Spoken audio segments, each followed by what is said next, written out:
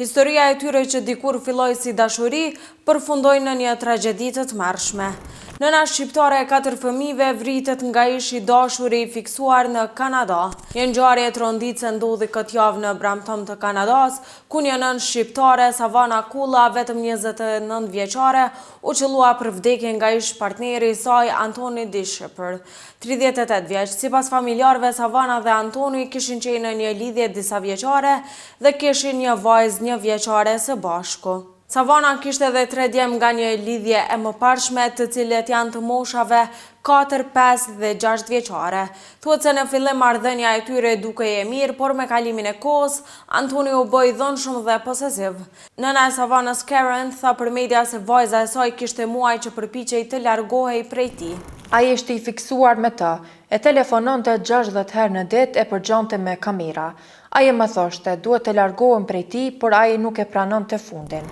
Të shtunën para tragjedisë, Savana kishte shkuar të takonte për t'i thënë se gjithçka kishte mbaruar. Sipas mediave të huaja, vetëm pak ditë më vonë të martën pasdite me 22 tetor, policia u thirr në një qendër tregtare në Brampton, ku e gjeti Savanën të qelluar për vdekje në parking në zonën e Airport Road dhe Queen Street. Autori i dyshuar Dishepër ishte larguar me shpejtësi nga vendi i ngjarjes me një vetur Nissan, duke rrëmbyer edhe vajzën e tyre të vogël. Autoritetet lëshuan menjëherë alarmin derisa në të gjithë Ontarion nisi një kërkim masiv, e që pas disa orësh policia zbuloi se ai e kishte lënë vajzën te familjarët në rajonin e Niagares, ku fatmirësisht voglushja u gjet e sigurt. Por historia nuk mbaroi aty. Rreth orës 2:30 të mëngjesit të së mërkurës, policia e Niagares gjurmoi Dishepër në një pikë karburanti në Niagara Falls. Ai ndodhej në një automjet me një grua tjetër, ku përgjatë përplasjes me polici ndodhi një ndërveprim i armatosur që përfundoi me vdekjen e Dishepër. Gjersa njësia e hetimeve speciale të Ontarios po heton mënyrën se si ndodhi incidenti, hetimet zbuluan se Dishepër kishte një të kaluar të errët kriminale. Ai ishte arrestuar në vitin 2023 pasi kishte qelluar me armë pranë shtëpisë së Savanës, ani pse ai ishte liruar me kusht dhe pritej të dilte në gjyq vitin e ardhshëm.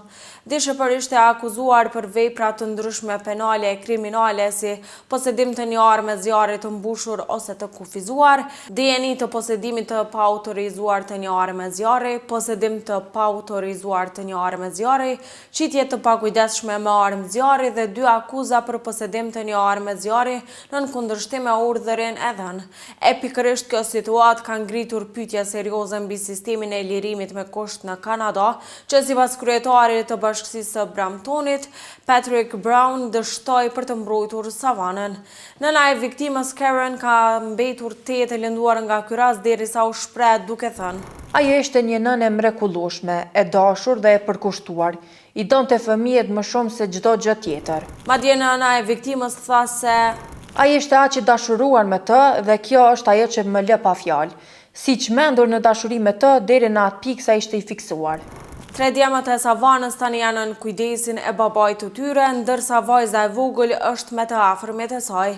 Miqtë dhe komuniteti lokal kanë vendosur lule qeverin në vendin ku Savana humbi jetën, duke e kujtuar si një grua të fortë, të sjellshme dhe plot jetë.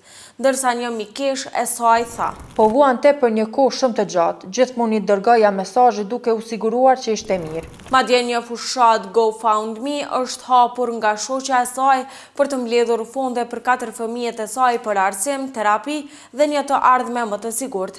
Ekspertët e dhunës në familje e kanë quajtur rastin e Savanës një shembull të dhunës së parandalueshme, e që sipas tyre sinjalet ishin të qarta. Ndarja, posedimi i armëve dhe sjelljet kërcënuese janë faktorë të njohur rreziku. Kjo tragjedi ka tronditur të gjithë Kanadan dhe ka hapur një debat të gjerë mbi mënyrën si trajtohen rastet e dhunës ndaj grave.